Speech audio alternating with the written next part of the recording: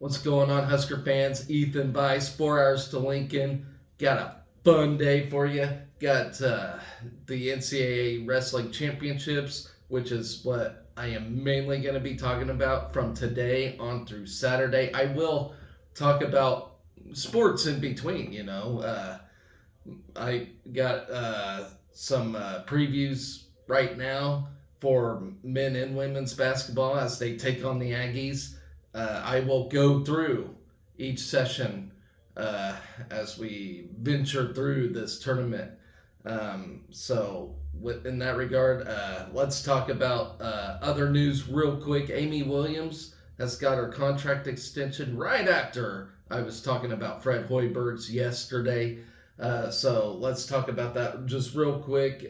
She agreed to the contract extension. It was announced by interim athletic director Dennis LeBlanc, one of his final acts until we just hired on a new AD, which is Troy Denon and Chris Kabirik yesterday. So her contract is going to pay her $950,000 for next season with annual increases in each of the subsequent contract years.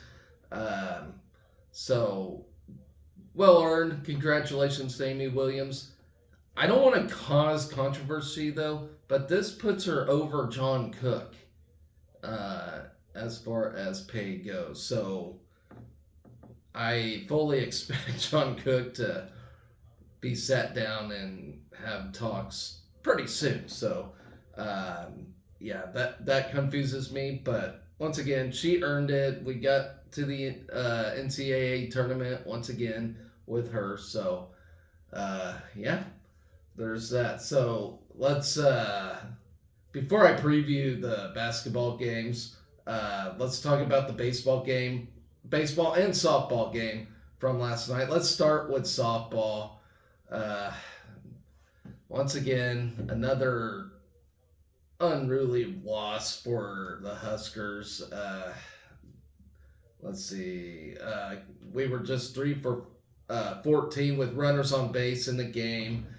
The Huskers had 2 runners on base with 1 or no outs in the 3rd, 5th, and 6th innings, but managed only 1 run in those 3 frames. Ava Bradwell led the Husker offense with a 3 for 3 day.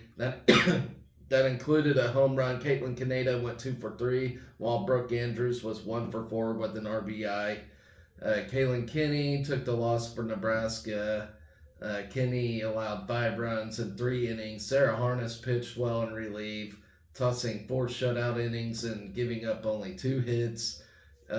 Cameron Meyer earned the win for Omaha, which won its 11th straight game. Meyer allowed only 1 run in 4 innings, while Sydney Neismer earned her 2nd save of the season after allowing 1 run in 3 innings. Omaha took a 1-0 lead, 1 batter into the game when Lindsey Tucker led off the game with a solo home run.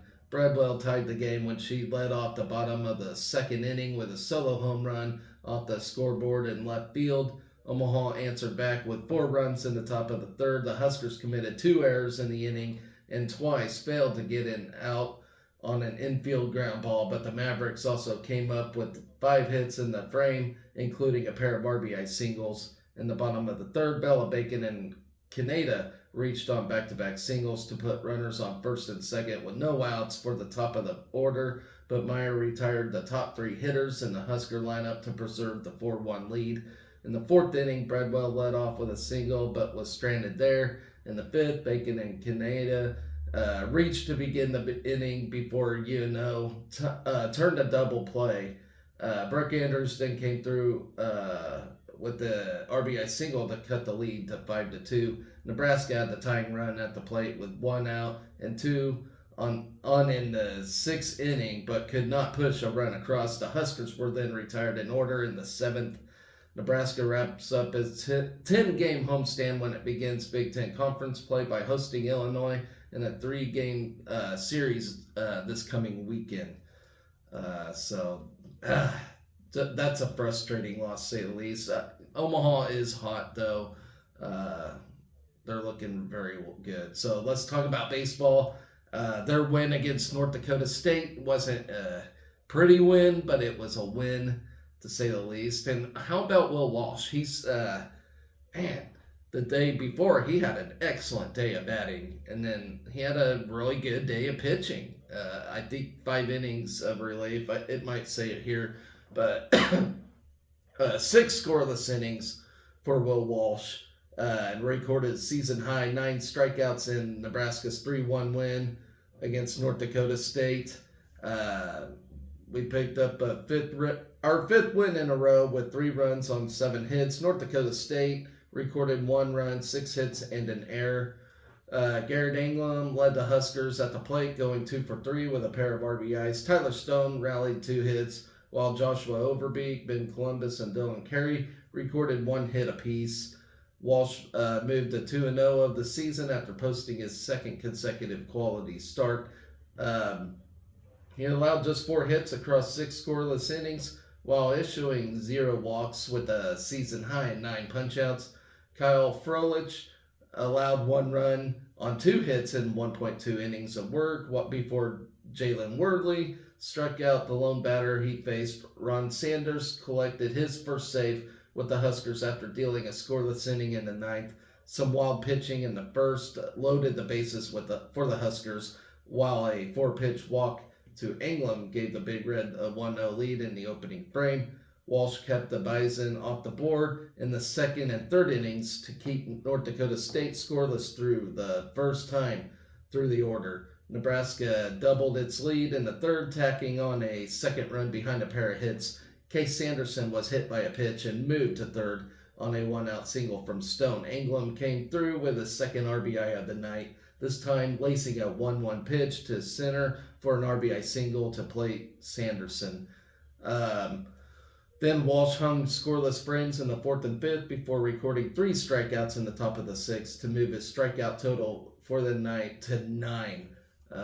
Nebraska offense generated its 3rd run of the night in the 7th to stretch the lead to 3-0. Sanderson drew a leadoff walk while Bryce Hughes entered as a pinch runner and stole 2nd. England followed with a single up the middle to put runners on 1st and 3rd with 1 out. Hughes plated Nebraska's 3rd run on a play where England was caught stealing 2nd to make it 3-0 through 7 innings. North Dakota State plated its lone run of the night after a 2-out RBI triple to the wall in right center brought the Bison within 2. Wordley replaced Froelich on the mound and struck out the lone batter he faced to keep it a 3-1 advantage for the Big Red.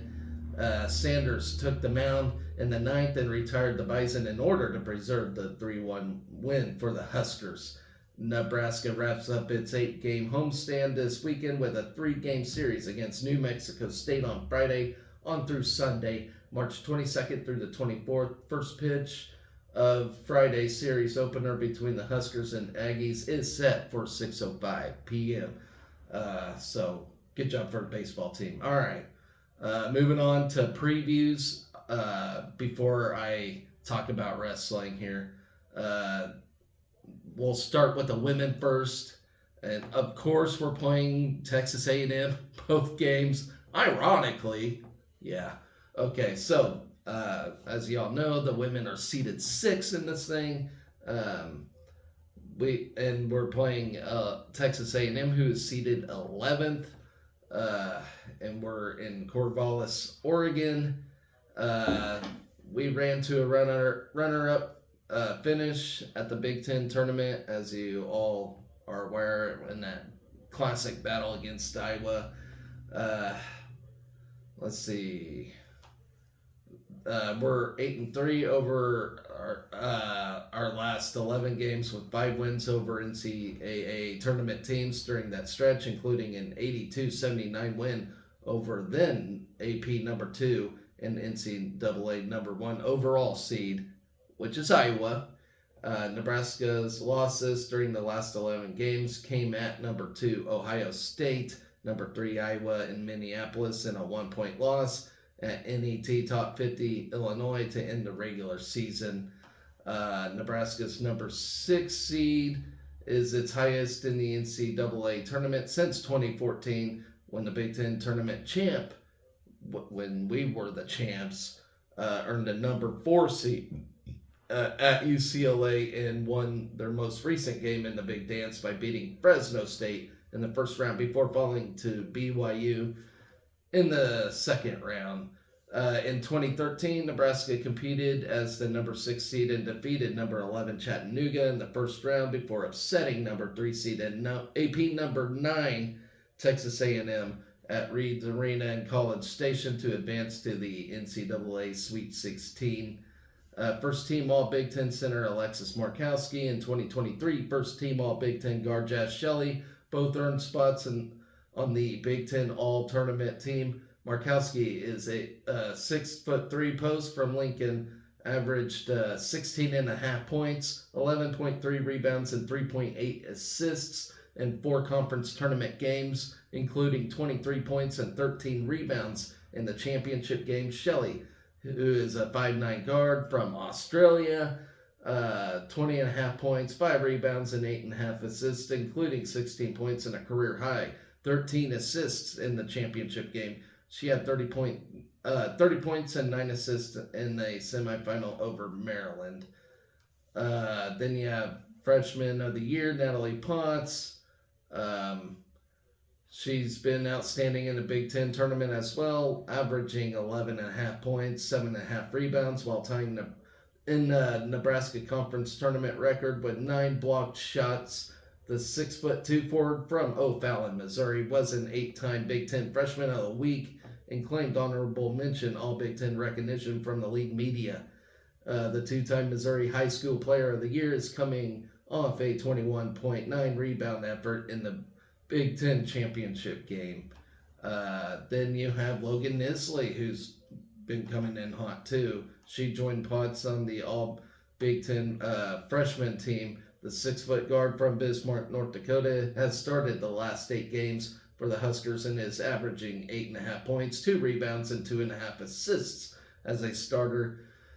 A teammate of Texas A&M's Lauren Ware at Bismarck Century, Nisley had 13 points and 5 assists in the Big Ten championship game. Nisley was a 3-time North Dakota High School Basketball Player of the Year and 2-time State Volleyball Player of the Year. So let me scout the Aggies real quick, but let me replug my computer. Sorry about that, guys.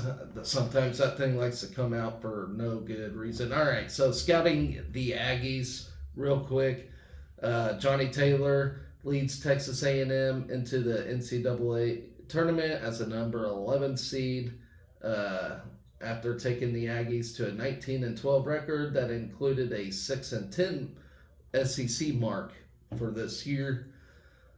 Taylor is in her second season with the Aggies, who have improved 10 games in the win column for over a 9-20 campaign in 2022-23. The 2021 SEC Coach of the Year at Georgia, Taylor spent 7 seasons leading the Bulldogs to 4 NCAA tournaments, including 3 trips to the second round. So it looks like Texas A&M is building their women's program, and they're doing it pretty quick, to say the least. Texas A&M has lost 4 of its last 5 games, with all 4 games coming to NCAA tournament teams, which include Auburn, Tennessee, Alabama, and number 1 South Carolina. The Aggies picked up a decisive 72-56 win over Mississippi State in the SEC tournament first round, effectively knocking the Bulldogs out of the NCAA tournament. Then Texas A&M features a strong starting 5 led by Aka Coulibaly. I totally did not pronounce that right. I apologize. We'll get to know her name during the game, though, I believe. She averages 13 points, 5.5 rebounds, and a team best of 2.5 steals per game. Coulibaly has hit just 22% of her threes on the season. She attended IMG Academy before spending her first 3 seasons at Auburn. So moving on to India Rogers.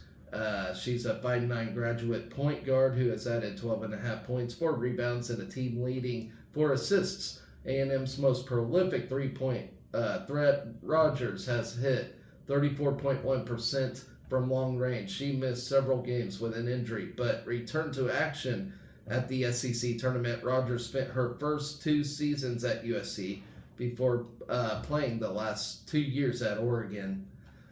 Then you have Sahara Jones out of the Aggie backcourt with 7 points and 5.2 rebounds per game. The 6-foot guard supplies suffocating defense, but has hit just 11 of 56 threes and 65.6% from her free throws. Jones was A&M's number 2 scorer last season. As a team, Texas A&M is hitting just 28% of its 3-point attempts while connecting on just 5.2 3-pointers per game. However, the Aggies have shut down the opposition from long range, holding foes to just 4.7 threes per game. The Huskers are averaging 8.5 threes per game.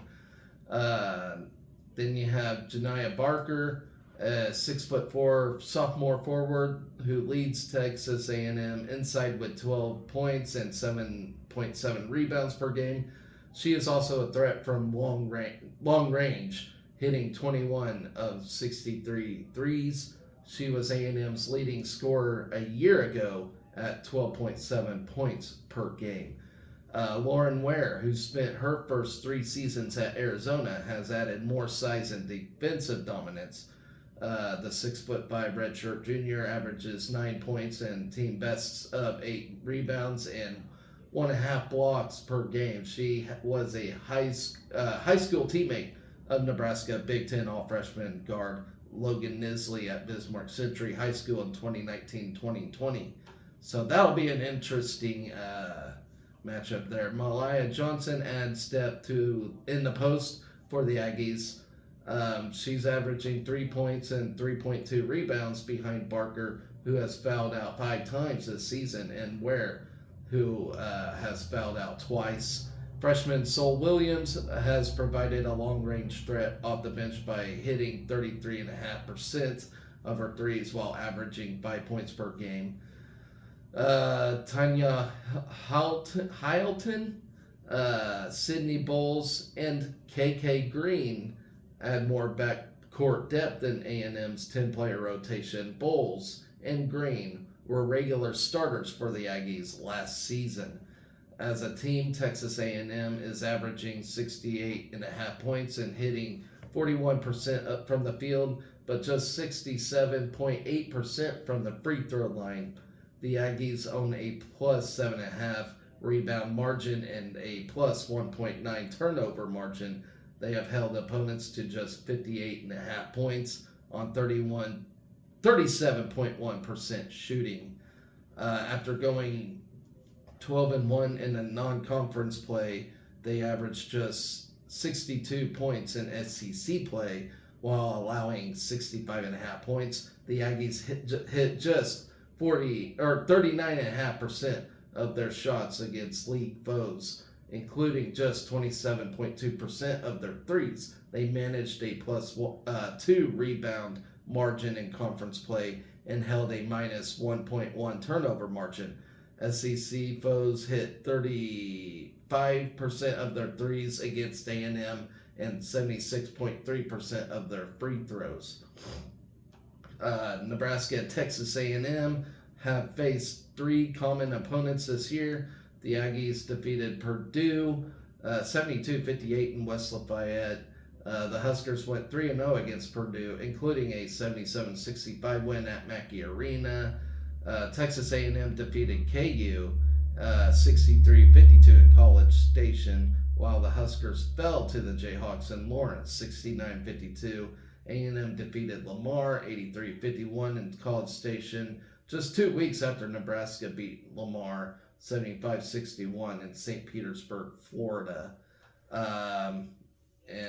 So that's our opponent on the women's side. Let's talk about the men's side for Texas A&M. we make our first NCAA appearance in more than in a decade, pretty much. Um, we take on the number 8 seed, so I hate, or number 9 seed, sorry, and I hate these 8-9 games. I always said I don't ever want to play an 8-9 game. Well, here we are. We're playing Texas A&M, and you all know the story. Trev Alberts left to go to, which, by the way, I'm so over with now. Hopefully, we can lay that talk to rest. But yes, we play them in this thing. All right, so let's talk about it. Under the direction of Big Ten Coach of the Year, Fred Hoiberg, and yes, I call him the Coach of the Year. Matt Painter, although doing well at Purdue, he met expectations there. So Fred Hoiberg is definitely the Coach of the Year. There's no questions about that. Nebraska's 23 wins are the most since 1990 and 91.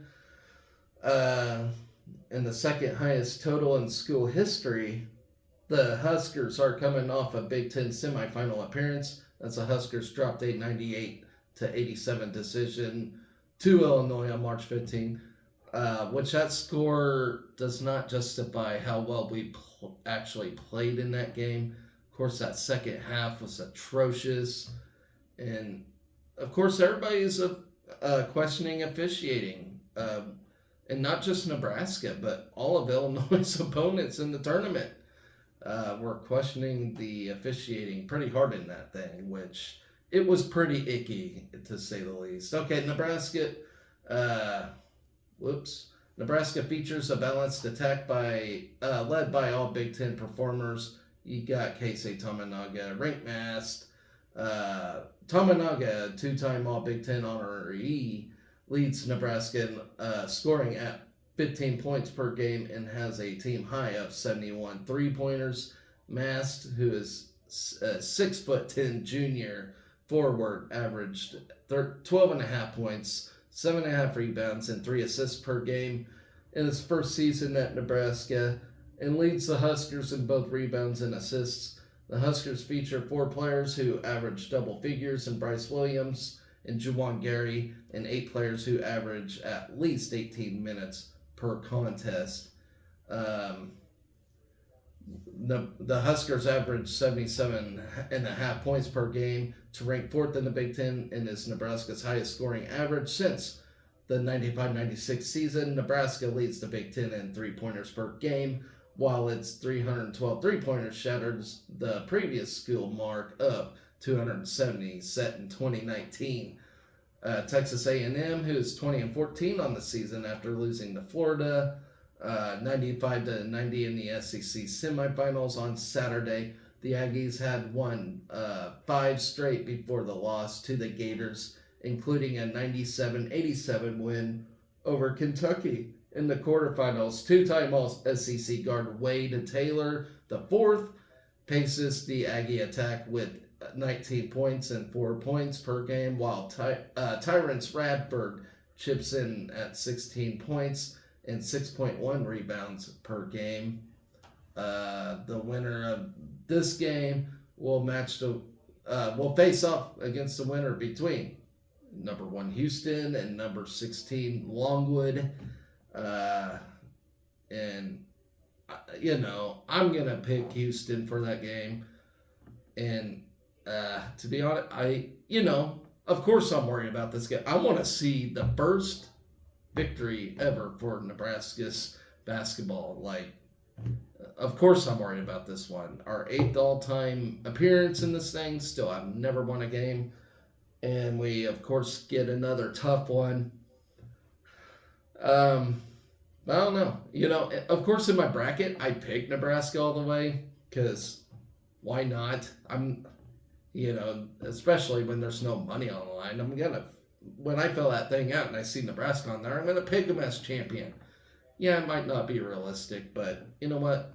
Whatever. It's all for fun, right? So, let's see.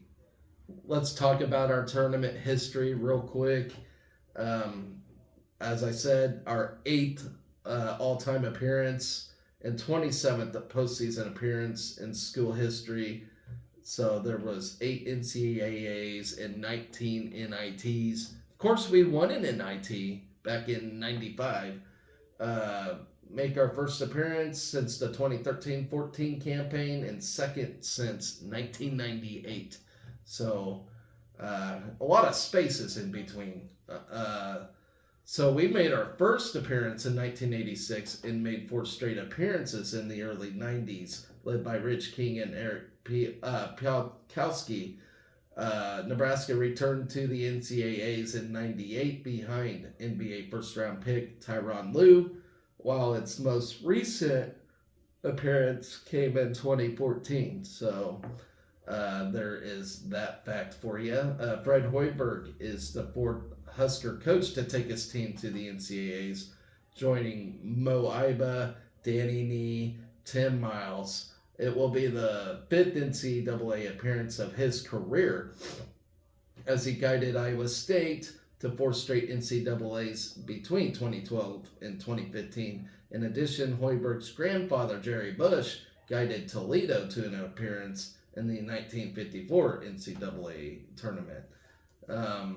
Junior forward Juwan Gary is the only active Husker with NCAA tournament experience, as he played in 2 tournaments in his time at Alabama, including the Crimson Tide's 2021 run to the Sweet 16. So we will definitely need Juwan Gary's leadership into this thing, for sure. So that is that. I wasn't going to, but I'm going to go ahead and preview men's tennis as they play this weekend, just to get it out of the way for you fine folks. Which, by the way, we're having a great year so far. It's getting harder, though, right now, as we play number 18 Michigan State on Friday. So for the first Big Ten match of the season, the number 53 Nebraska men's tennis team is headed to Michigan to open conference play against number 18 Michigan State and number 43 Michigan. The 10-5 Huskers are having the best program start since 2016, heading into their highest ranked opponent matchup yet. The Big Red will face Michigan State on Friday, March 22nd, which is tomorrow. And then on Sunday, Nebraska will take on Michigan at noon. Both matches will have live streams and stats available. So a little about Michigan State, who is 14-3 on the year so far. Spartans have gone 14-3 to start this year, with their most recent losses to number 9 Arizona and number 46 Cornell. They ended last season 11-14, 3-6 in Big Ten, and were unranked. As of March 19th, the Spartans are represented in both singles and doubles in the national rankings. In singles, you have number 11, Ozan Barras, who leads the pack with number 34, Ronald Hallman, and 115, Graydon Lair. In doubles, number 3, Max Sheldon and Ozan Barras are on a 10-3 run. Doubles duos, number 66, Ozan Barras and Ronald Hockman, and number 68, Ronald Hallman and Sebastian Collard are also ranked with 6-2 and 5-2 records respectively. Let's see. Head coach Harry Jaden is in his 2nd season in the role with the Spartans. The 2015 MSU graduate led Ozan Barras to the NCAA Singles Championship last year, the first team appearance since 2007. And our series history is 8-7 since their first matchup in 1994. The Big Red have gone 8-7 against the Spartans. So moving on to the Wolverines, they have gone 6-10 to start the 2023-24 campaign, with their most recent loss to number 1 Ohio State, 0-4. Michigan ended last season 27-5 and ranked number 6 nationally.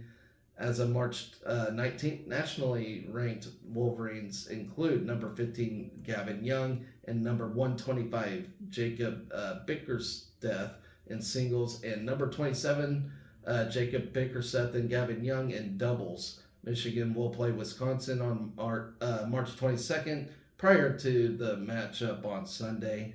Head coach Sean Mamie is in his first season with a role in the role with Michigan after spending the last 5 seasons as head coach at Nebraska.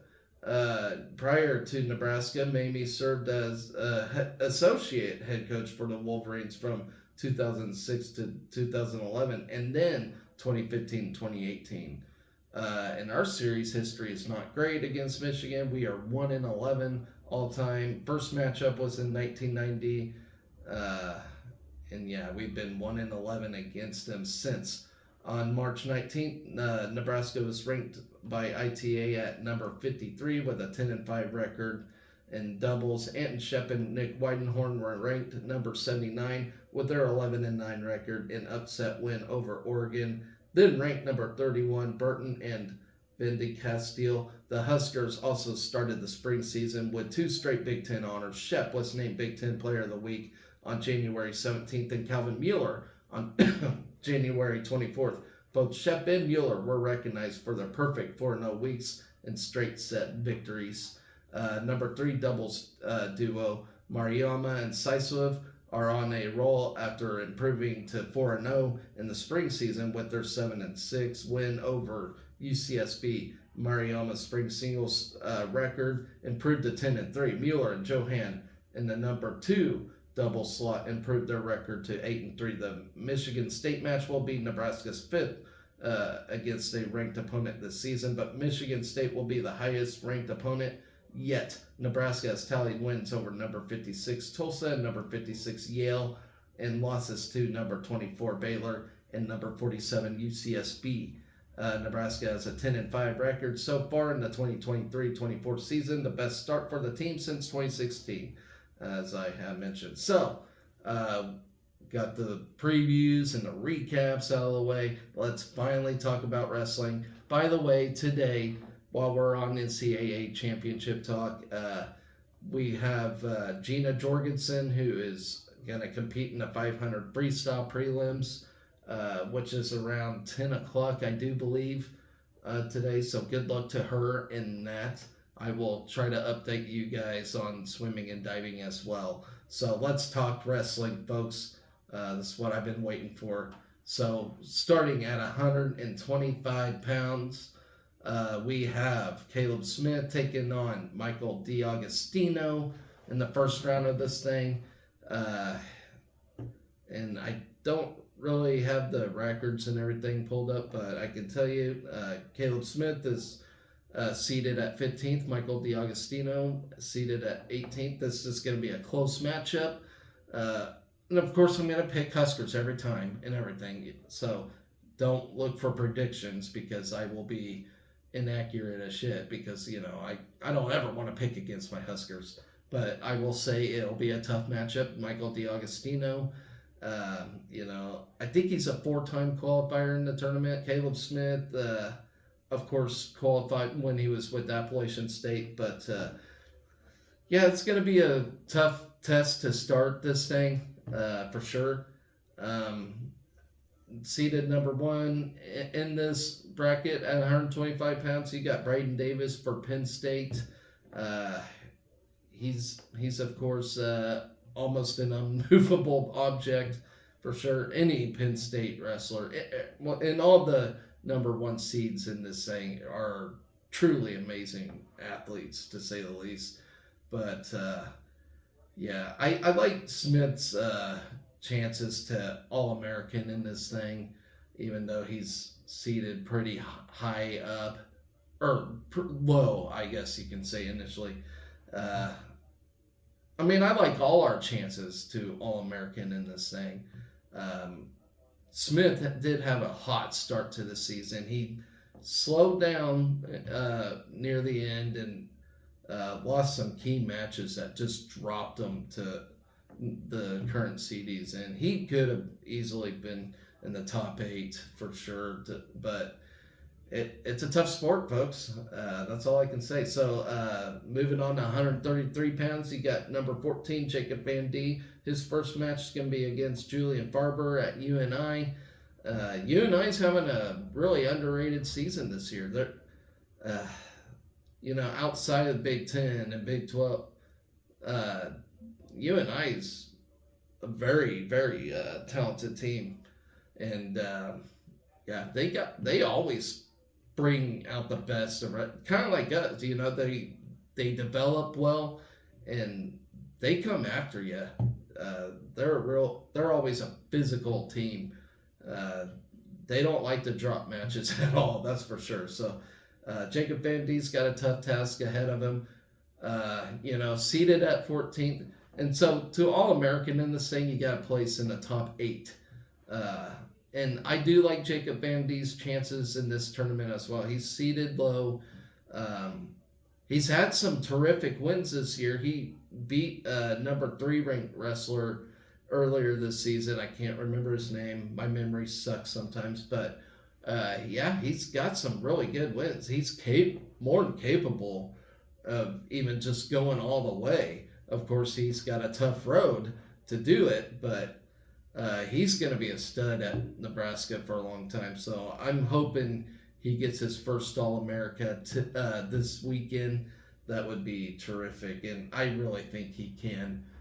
So then moving on to 141 pounds, you got Brock Hardy. He's going to take on Vince Cornella of Cornell. And mind you, there is no easy match in the NCAAs. It's a scratch and claw event. I mean, from your number one guy all the way to the pigtail guys at 33, 32. It's a grueling 3 days. It is the hardest 3 days an American wrestler has to endure. It is, yeah, you want to talk about, it ain't like basketball or soccer or whatever, how those tournaments are formatted. This is 3 straight days of action. And it is the toughest thing an American wrestler has to go through. I would even put it up there with the Olympic trials. It's something to behold for sure. So make no mistake, if you got a number 9 guy take on number 24 guy, it ain't a given. I can say, I predict all our guys to All-American, but they have to fight for it. I mean, it's not like a 1 versus 16 seed in an NCAA basketball tournament. I mean, this is, you earn every win, every bonus point, everything.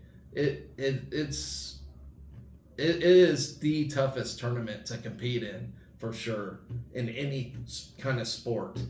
But now that I got that out of the way, Brock Hardy, Vince Cornell, of course I'll take Brock Hardy in that.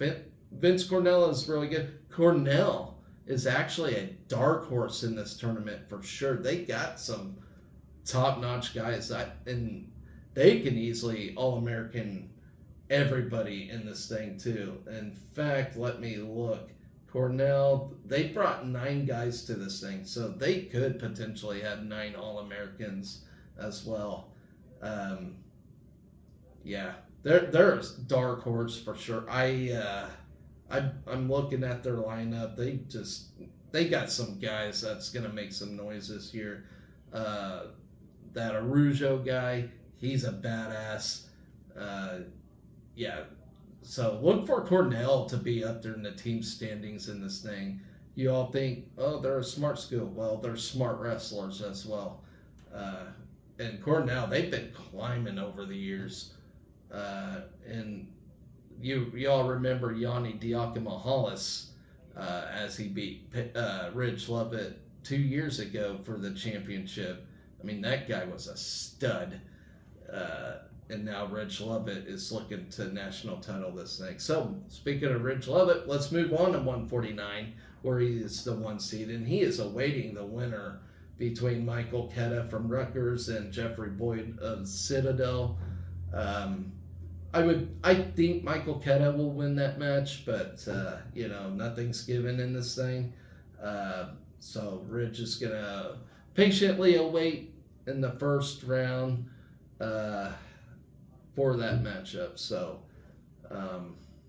yeah.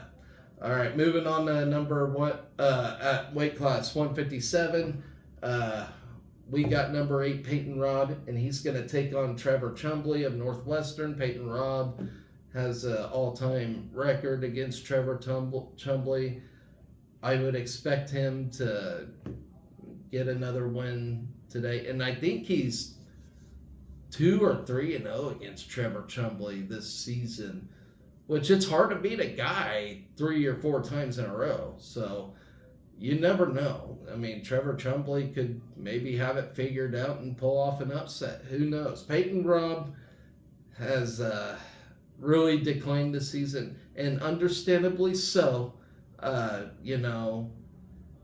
His mind might not be in the correct place at the moment after last year's NCAAs. That scary moment where the man almost lost his life. Thankfully he didn't. But yeah, I can see why it's a mind game for him. I really do. I understand.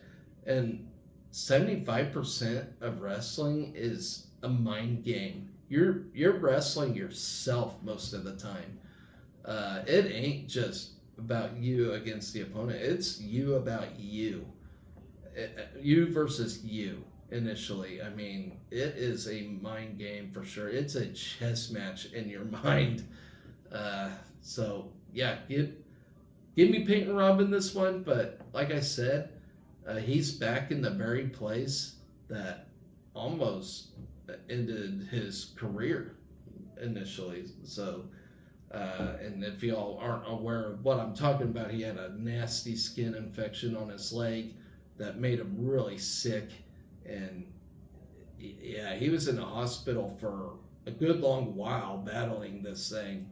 So, yeah, I do wish Peyton Robb luck. I hope he turns it on and overcomes the mind battle he's got. Because last year at this time, he was seeded second.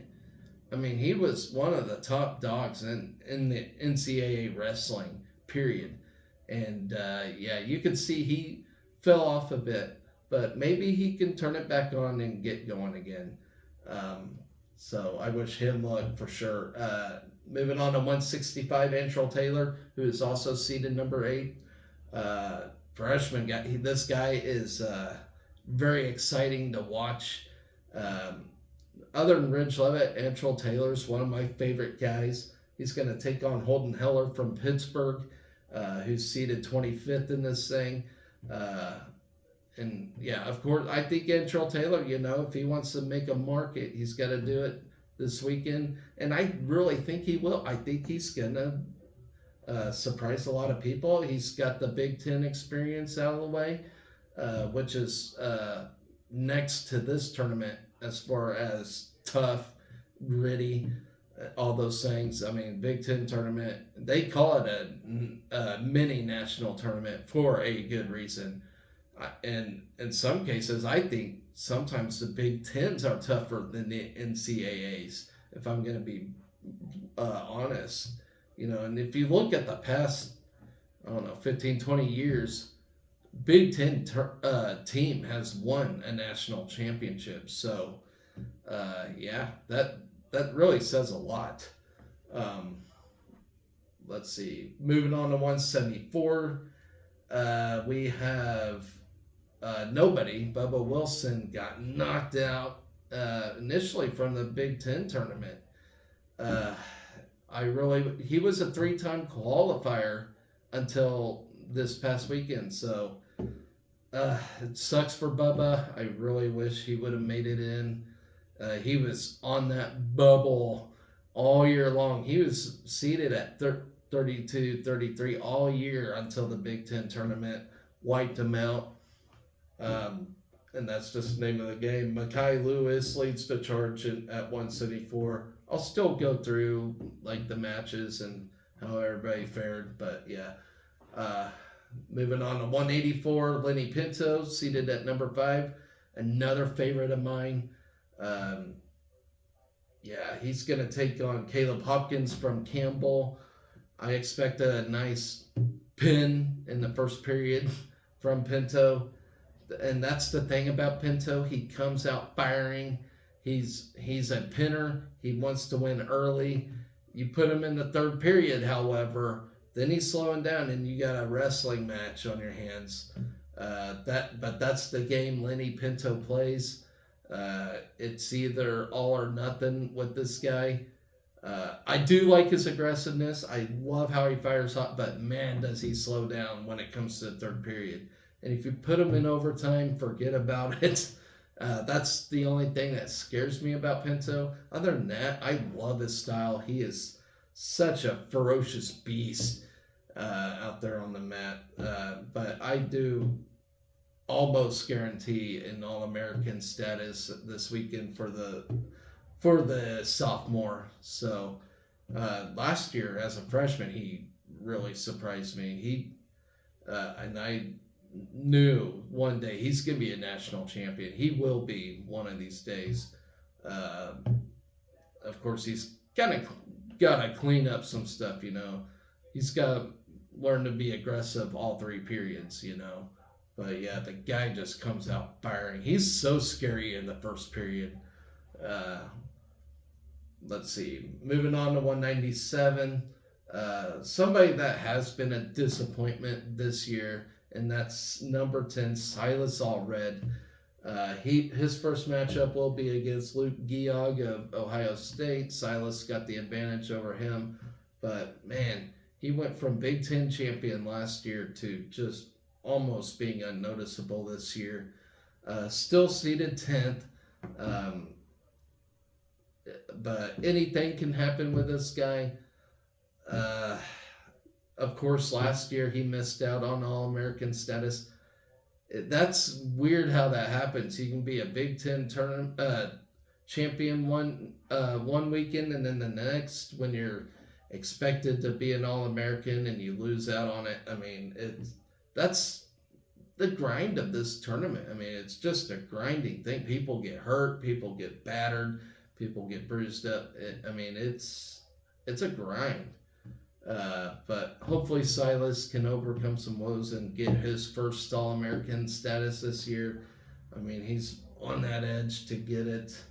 And then at 285, one guy that has surprised me. It's kind of a surprise, but it ain't. That's Nash Hootmacher. He is seated at 29th in this thing, understandably so. He made the cut after placing at the Big Ten tournament.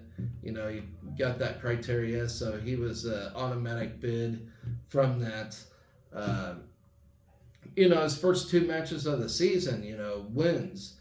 And then, when he got in the bulk of things, had to wrestle some ranked guys, he dropped those matches. And of course, this guy hasn't wrestled until this year for like 4 years. So it's been a long time since he hit the mat, but he's just got to be excited to be back out there on the mat and doing what he loves. I could understand that feeling. I've been off the mat for, let's see, since 07. Oh, shit. So almost 20 years for me. Besides 2017, I wrestled at the Sunflower State Games, which I don't really count that. Man, I can understand, the nostalgia of being back on the wrestling mat. There's a lot of nostalgia that comes with wrestling. Once you're off the mat, it's like, man, I really went through that. And I think that's what Nash craved. And of course, you all know he was a fine football player at Nebraska.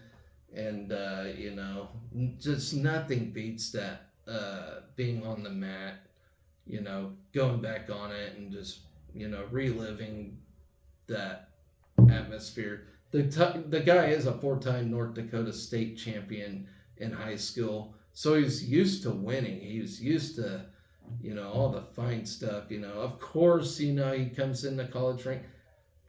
He's doing fairly well for a guy that hasn't been on the mat for 4 years. I mean, I'll give him credit. Uh, he really surprised me. And then that stretch where he was dropping matches, I was thinking, man, this guy, great to see him out there, but and after replacing Harley Andrews, because the story is Harley Andrews, he got his first on the mat experience as a freshman, and of course he was dropping matches, but then he was starting to win and won some good matches. And then all of a sudden we put Nash in over him. And I'm thinking, why? Well, Nash is an upperclassman who just craves being on the mat. And I don't know if we put a red shirt tag on Harley or not, but Harley's going to be a good heavyweight for us in the next few years. And I'm really excited to watch it. But, I'll be happy for Nash this year. As he's gonna wrestle in this thing, so I will be excited to see how he fares. He placed in the Big Ten tournament, so that's a really good thing. But he does wrestle Colton Schultz, who was a national finalist and I believe a national champion one year for Arizona State. So this is a very tough matchup for Nash. Colton Schultz, a beast. That's one thing about Colton Schultz, though. He don't look like much. But man, he gets after it on the mat, and he is a scary mofo on the mat. So that is our first round, guys. Like I said, I will be here for the after the first session and talk about where we're at and how we're faring in the team race. Of course, we're one of several teams that brought 9 to this thing. There's a very few that brought 10. To this thing. Let's see.